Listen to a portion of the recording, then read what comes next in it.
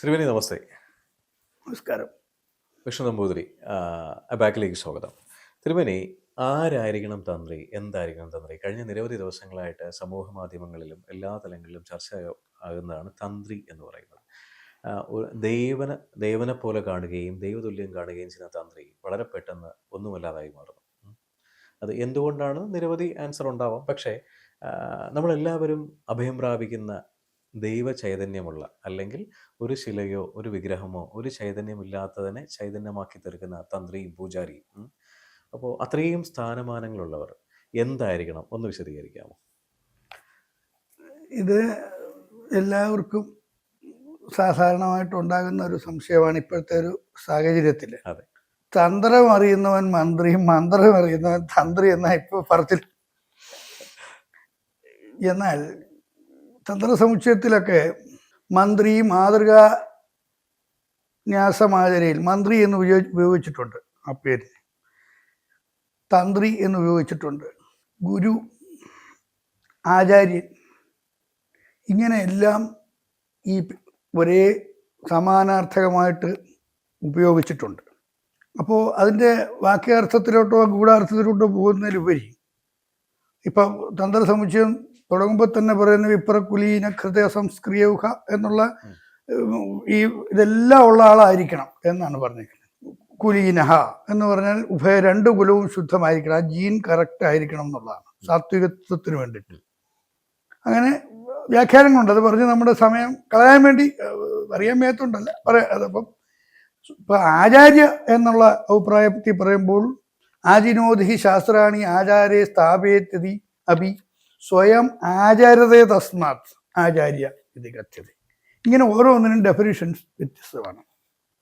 പിന്നെ നമ്മുടെ ഒറ്റ ഇതിൽ പറഞ്ഞാൽ മാതാപിതാ ഗുരുദൈവം എന്ന് പറയുന്നത് പോലെ ദേവന്റെ പിതൃസ്ഥാനീയനാണ് എന്ന് മാധവജി പറഞ്ഞതുപോലെ ആ സ്ഥാനം എന്നുള്ളതാണ് അതിൻ്റെ ചീഫ് പ്രീസ്റ്റ്, അതാണ് തന്ത്രി. അപ്പോൾ ആ പരമ്പര അപ്പോൾ അത്രയ്ക്ക് പ്രാധാന്യമുള്ള ഇപ്പം ഇന്ത്യയുടെ പ്രസിഡന്റ് എന്ന് പറയുന്ന പോലെ തന്നെ പ്രാധാന്യമുള്ളൊരു പോസ്റ്റാണത്. അല്ലെങ്കിൽ ഒരു എന്താണ്, ഇപ്പം ഒരു മെട്രോ റെയിൽ വരുന്നു, ഈ ശ്രീധരൻ സാറിനെ വിളിച്ചത് ഏൽപ്പിക്കുന്നു എന്ന് പറഞ്ഞാൽ അദ്ദേഹമാണ് അതിൻ്റെ തന്ത്രി എന്ന് പറയാം.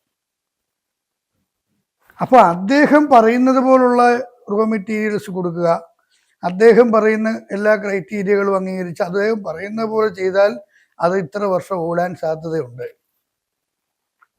അല്ലെങ്കിൽ അൾട്രാടെക് കൊണ്ട് ഇതിൻ്റെ വാർക്കണമെന്ന് പറയുക എന്നൊക്കെ പറഞ്ഞ് ഇനി ഇത് കമ്മീഷൻ അടിക്കാനാന്ന് പറഞ്ഞാൽ അതിൻ്റെ നിലനിൽപ്പിനെ അത് ബാധിക്കും.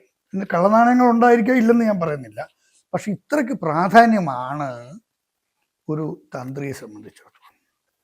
അപ്പോൾ വളരെ വ്യാപ്തിയുള്ള ഒരു ചോദ്യമാണിത്. അപ്പം അതിനെ ആ ഒരു മഹത്വത്തോടു കൂടി കാണേണ്ടതുണ്ട്.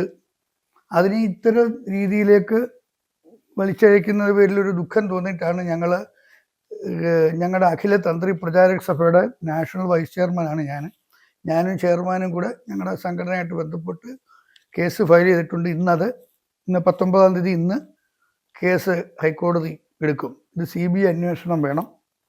അതുപോലെ ഈ വാജിവാഹനം അദ്ദേഹത്തിന് അവകാശപ്പെട്ടാണ് തന്ത്രസമുച്ചയത്തിൽ പറഞ്ഞിട്ടുള്ള വിഷയവും എല്ലാം കൂടെ. പിന്നാണ് ഞങ്ങളിത് കേസ് കൊടുത്തതിന് ശേഷമാണ് മറ്റേ ഇതെല്ലാം മീഡിയയിലോട്ട് വരുന്നത്, ഹൈക്കോടതി അംഗീകരിച്ച കാര്യവും ഒക്കെ. ഈ വാജിവാഹനം എന്ന് പറയുന്നത് ഈ ഇടക്കാലങ്ങളിലാണ് സാധാരണപ്പെട്ട ആൾക്കാർക്ക് അത് ഫെമിലിയർ ആവുന്നത്. എന്താണ് വാജിവാഹനം? ശരിക്കും ഒരു വാജിവാഹനം എന്ന് പറയുന്നത് എല്ലാ തന്ത്രിമാർക്കും ശരിയായ രീതിയിൽ ഉപയോഗിക്കാൻ പറ്റുന്നത് എന്നുള്ളൊരു ഡോക്യുമെന്റേഷൻ ഉള്ളതാണോ? അതെ, ഈ ബസ്ഥാണവും വൃഷവും മുരുരവും ഗരുഡദ്വയാത്മ എന്ന് പറഞ്ഞ് ഓരോ ദേവന്മാർക്കും ഓരോ വാഹനമുണ്ട്. ഇത് ഉപയുക്തം, അതായത് ദേവസ്വം മാനുവലിൽ 166-ാമത്തെ പേജിൽ പറയുന്നുണ്ട് ഉപയുക്തം, കീഴീട്, അങ്ങനെയുള്ള സാധനങ്ങളൊക്കെ തന്ത്രിക്ക് കൊടുക്കണമെന്നുണ്ട്. ദേവസ്വം മാനുവലിലുണ്ട്. തന്ത്രസമുച്ചയത്തിലെ 11-ാമത്തെ പഠനത്തിൽ 67-ാമത്തെ ശ്ലോകത്തിൽ ലോഹം ചേൽ ഗുരവേ എന്ന് സമർപ്പേതു എന്നൊക്കെ പറഞ്ഞിട്ടുണ്ട്. അതുകൊണ്ടാണ് ഇതിനകത്ത് 2-3 കാര്യം. എൻ്റെ ഒരു അനുഭവം ഞാൻ പറഞ്ഞു. എനിക്കൊരു അമ്പലത്തിൽ തന്ത്രം ഉണ്ടായിരുന്നു. അവിടെ ഉണ്ട്. അപ്പോൾ അവിടെ ഉത്സവത്തിന് കൊടിയേറ്റാൻ ചെന്നപ്പോൾ ആ കൊടി കൂറ എല്ലയിൽ വെട്ടിയിരിക്കുന്നു. അതെന്തുകൊണ്ടാണ്? ഇതിനു മുമ്പ് ആ കൊല്ലമാണ് ഞാൻ അവിടെ തന്ത്രമേറ്റത്. അപ്പോൾ ഇതിനു മുമ്പ് ഇരുന്ന തന്ത്രി അദ്ദേഹത്തിൻ്റെ അവകാശമായിട്ട് അത് കൊണ്ടുപോകാത്തത് കൊണ്ടല്ലേ? ഈ കൊടി കയറി ഒരു വർഷത്തെയും മഴയും വെയിലും ഏറ്റ് കൊടി കയറ് ഇങ്ങനെ കിടക്കുക. ഇത് കയറ്റുമ്പോൾ പൊട്ടി വീണ തന്ത്രിയുടെ കുഴപ്പമാണെന്ന് പറയുമോ ഇല്ലയോ? അപ്പോൾ ഇങ്ങനെയുള്ള മിസ്യൂസ് ഉണ്ടാകാതിരിക്കാനാണ് ഇങ്ങനെയുള്ള സാധനം കൊടുക്കാൻ പറയുന്നത്. കൗതുകം കൽപ്പയിൽ എന്ന് പറഞ്ഞു കഴിഞ്ഞാൽ ഇത് കൗതുകമായിട്ട് ഉപയോഗിക്കാമെന്ന് വേണേൽ അതിനെ വ്യാഖ്യാനിക്കാം, അല്ലെ കൗതുക ബിംബമായിട്ട് ഉപയോഗിക്കാം. അത് തന്ത്രിയുടെ ഉപയുക്തം എന്ന് തന്നെ പറഞ്ഞു. അവനവൻ്റെ യുക്തിക്കനുസരിച്ച് തന്നെ ഉപയോഗിക്കാം. ഇദ്ദേഹം ചെയ്ത ഒരു തെറ്റ് അത് അന്നേരം ഉരുക്കി അത് വേറെ എന്തെങ്കിലും ആക്കണമായിരുന്നു. അങ്ങനെയാണ് ഇവരെന്തോ ചെയ്തതിന്. സത്യത്തിൽ അദ്ദേഹത്തിന് അവകാശപ്പെട്ടത് തന്നെയാണ്. അതിനു മുമ്പുള്ള കേസുകളിലൊക്കെ വന്ന അതൊക്കെ ഇപ്പോഴാണത് വെളിയിൽ വരുന്നത്. അത് നന്നായി ഇത്ര ഒരു വിഷയം വന്നുകൊണ്ട് എല്ലാവർക്കും അത് മനസ്സിലായല്ലോ. കാരണം ഒരു ഘട്ടത്തിൽ ഇതൊക്കെ ഈ നമ്മളിപ്പോൾ പറയുന്ന 47 ശേഷമുള്ള കാര്യമല്ല ഇത് എഴുതി വെച്ചിട്ടുള്ളത്. അന്നൊക്കെ ഏക്കർ കണക്കിന് സ്ഥലവും കരവൊഴിവായിട്ട് വസ്തുക്കളും ആഹാരം കഴിക്കാൻ മാർഗമില്ലാത്തവരൊന്നും അല്ല അന്നും ബ്രാഹ്മണർ. ഇപ്പം ബ്രിട്ടീഷുകാർ ചെയ്തതിനെക്കാട്ടി കൂടുതൽ ദ്രോഹമാണ് ഇപ്പം ജനാധിപത്യം ചെയ്തത് നമ്മളെ ഹിന്ദു മതവിശ്വാസത്തിനോട്.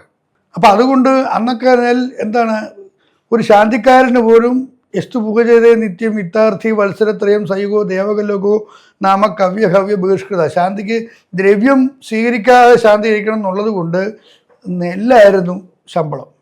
അവിടുത്തെ അവർക്കെല്ലാം ക്ഷേത്രത്തിന് ചുറ്റുമായിട്ട് സ്ഥലങ്ങളെല്ലാം കൊടുത്തതിന് ശേഷം അവർക്ക് അവിടെ താമസിക്കാനും പടച്ചോറായിരുന്നു അവരുടെ ശമ്പളം. ആഹാരാർത്ഥം മാത്രം, അല്ലാതെ അവർക്ക് വേറെ മറ്റ് വരുമാനത്തിലുള്ള മറ്റു മാർഗങ്ങളാണ്. അപ്പോൾ ഇതിനെ ഒന്നും അങ്ങനെ കണ്ടിരുന്നതല്ല എന്ന് ആലോചിക്കണം. ഇപ്പോൾ ബ്രാഹ്മണിക്കൽ ഹെജിമണി എന്നൊക്കെ പറഞ്ഞ് മറ്റേ എന്താണ് ജിഹാദികളുടെ അജണ്ടയിൽ പൈസ മേടിച്ചുകൊണ്ട് ഹിന്ദു മതത്തിൻ്റെ പാമ്പിൻ്റെ തലയ്ക്ക് തല്ലണം എന്നുള്ളതുകൊണ്ട്, ബ്രാഹ്മണോസ്യ മുഖമാസി എന്നുള്ളതുകൊണ്ട് ഈ താന്ത്രിക മാന്ത്രിക അല്ലെങ്കിൽ ബ്രാഹ്മണരെ പോലുള്ള അന്ന് സമൂഹത്തിൻ്റെ ഹിന്ദുമതത്തിൻ്റെ നട്ടലായ ഇവരെ തകർത്തെങ്കിൽ മാത്രമേ ഹിന്ദുമതത്തിനെ തകർക്കാൻ പറ്റൂ എന്ന് മനസ്സിലായിട്ടുള്ള ബ്രിട്ടീഷുകാരുടെ പൂർവികന്മാരാണ് ഈ അച്ചാരം മേടിച്ചുകൊണ്ട് ഈ പറയുന്ന സോഷ്യൽ മീഡിയയിലൊക്കെ തള്ളുന്നത്. അങ്ങനൊരു വലിയൊരു വേർഷനുണ്ട് അവിടെ. ഈ ഒരു പെലയായി വിഷയം മാറിപ്പോകുന്നു എനിക്കറിയത്തില്ല. എന്തായാലും പറഞ്ഞപ്പോൾ പറയാതിരിക്കാൻ പറ്റാത്തതുകൊണ്ട് പറയാം. അതായത് ഒരു എൻ്റെ മകൻ തേവാരത്തിന് കുളിച്ച് ശുദ്ധമായിട്ട് ഇരിക്കുകയാണെങ്കിൽ ഞാനൊരു പാത്രം കൊടുക്കുകയാണെങ്കിൽ കമഴ്ത്തിയേ കൊടുക്കത്തുള്ളൂ. ഞാൻ അവനെ തൊടുന്നില്ല. എന്നെ അവൻ തൊട്ടാൽ അവൻ വീണ്ടും കുളിക്കണം. എന്നിട്ട് എന്താ എനിക്കത് ഡിസ്ക്രിമിനേഷനായിട്ട് തോന്നാത്ത എന്താ? ഹിന്ദുക്കളിൽ തന്നെ നമ്മൾ തന്നെ പെലയാണെങ്കിൽ നമ്മൾ അകത്തോട്ട് കയറുമോ? അല്ലെ അമ്പലത്തിൽ കയറുന്നില്ല നമ്മൾ തന്നെ പറയുന്നത് ഡിസ്ക്രിമിനേഷനാണോ, ബ്രാഹ്മണിക്കൽ ഹെജിമണിയാണോ, അയിത്തമാണോ? ഇതിങ്ങനെ പബ്ലിക് പ്ലാറ്റ്ഫോമിലിട്ട് അലക്കേണ്ട സാധനമല്ല അത്. ഇപ്പം ഞാൻ ചോദിക്കട്ടെ, ഒരു ഇലക്ട്രിസിറ്റി അല്ലെങ്കിൽ ഇലക്ട്രിക് സംവിധാനം ഉള്ളിടത്ത് അല്ലെങ്കിൽ ഒരു റേഡിയേഷൻ ഉള്ള സ്ഥലത്ത് അതുമായിട്ട് ബന്ധപ്പെട്ടവർ മാത്രമേ കയറാവൂ എന്ന് പറയുന്നത് എന്തുകൊണ്ടാണ്? അത് ഡിസ്ക്രിമിനേഷനാണോ? അപ്പോൾ അതുപോലുള്ള ഓരോ കാര്യങ്ങളാണ്. അപ്പോൾ ഇതിനൊക്കെ ഇപ്പോൾ കോടതിയിലെ ജഡ്ജിയായിട്ട് നമുക്ക് ഫോൺ വിളിച്ച് സംസാരിക്കാൻ പറ്റുമോ? ജഡ്ജി നമ്മളുടെ കൂടെ മിങ്കിൾ ചെയ്യാൻ പാടുണ്ടോ? അല്ലെങ്കിൽ റെസ്ട്രിക്ഷൻ കൊടുത്തേക്കുന്നത് എന്താ? ഡിസ്ക്രിമിനേഷൻ ആണോ അതോ അയിത്തമാണോ എന്ന് പറഞ്ഞതുപോലെ തന്നെയാണ് ഇത് വെച്ചിരിക്കുന്നത് ഈ ക്ഷേത്രമെന്ന് പറയുന്നത്. അപ്പം ഈ ഒരു മാറ്റർ ആരും ചിന്തിക്കാതെ റീച്ച് കിട്ടാൻ വേണ്ടിയിട്ട് ഇതിനെ ഇനിയിപ്പോൾ തനിയെ കുറേയൊക്കെ ഒരു ബോധവൽക്കരണം ഉണ്ടായി തനിയെ ഹിന്ദുമതം കറക്റ്റ് ചെയ്തെങ്കിൽ മാത്രമേ പറ്റൂ. ഞങ്ങൾക്ക് ഇത് പറഞ്ഞു കഴിഞ്ഞാൽ എനിക്ക് വെളിയിൽ നിന്ന് വെളിയിലോട്ട് ഇറങ്ങാൻ പറ്റത്തില്ല. അപ്പം ഇതിൻ്റെ ഞാൻ കൈലാസത്തിൽ വരെ പോയ ആളാണ്. എന്നെ സംബന്ധിച്ച് ഇതൊന്നും ഉണ്ടായിട്ടല്ല പറയുന്നത്. അപ്പം വളരെ ശ്രദ്ധിച്ച് ചെയ്യേണ്ടതോടെ തിരുമേനി എന്ന് പേര് വന്നത് എങ്ങനെയാണ്? ആ മേനി എങ്ങനെ തിരുവായിട്ട് കൊണ്ടു നടക്കുന്നതെന്താ? ഇപ്പം നമ്മുടെ കുടുംബത്തിലെ എന്താണ് പാടത്ത് പണിയെടുക്കുന്നവനെ നമുക്കും പേടിയാണ്, നമ്മളെ അവർക്കും പേടിയാണ്. കാരണം അവർക്കും ഉണ്ട് ഉപാസനാമൂർത്തികൾ, ഒടി മറ്റു കാര്യങ്ങൾ, നമുക്കും ഉണ്ട് ഉപാസനാമൂർത്തികൾ. തമ്മിൽ പരസ്പരം ഭയഭക്തി ബഹുമാനത്തോടു കൂടിയാ അവർ തമ്മിൽ അയിത്തോ അല്ലെങ്കിൽ ശരിയാ. ആചരിക്കുന്നില്ല എന്ന് വെച്ചത്. അത് കൊറോണ വന്നപ്പോഴാണ് മനസ്സിലായി. ഇത്ര ക്വാറന്റൈൻ, സെൽഫ് ക്വാറന്റൈൻ എന്നൊക്കെ പറഞ്ഞ സാധനം, അത് അങ്ങനെ ചിത്രീകരിക്കേണ്ടതിന് പകരം ഇതിനെ ഒരു എന്താണ് പറയുന്നത്, സവർണ അവർണം, ഇത് ഒരു വാക്ക് കിട്ടിയാൽ മതി. ഇങ്ങനൊന്നും അല്ല അത്, ഇങ്ങനൊന്നും അല്ലടാ എന്നുള്ള സിനിമയ്ക്കകത്ത് പറഞ്ഞ പോലെ ഇതിങ്ങനൊന്നും അല്ല. അപ്പം ആ ഒരു ഇതിലാണ് ഇത് പൊക്കോണ്ടിരുന്നതെന്നുള്ളതുകൊണ്ട് ആ വൈബ്രേഷൻസ് തമ്മിൽ കലരാതിരിക്കാൻ വേണ്ടിയിട്ടാണ്. അപ്പം ഇതൊന്നും മനസ്സിലാകാതെ കണ്ട് ഇതിങ്ങനെ, അതുകൊണ്ടാണ് ഇങ്ങനെയൊക്കെയുള്ള പ്ലാറ്റ്ഫോമിൽ കുറച്ച് കാര്യങ്ങൾ അപ്രിയ സത്യങ്ങളായാലും പറയേണ്ടതായിട്ട് വരുന്നതെന്നാണ് എനിക്ക് തോന്നുന്നത്.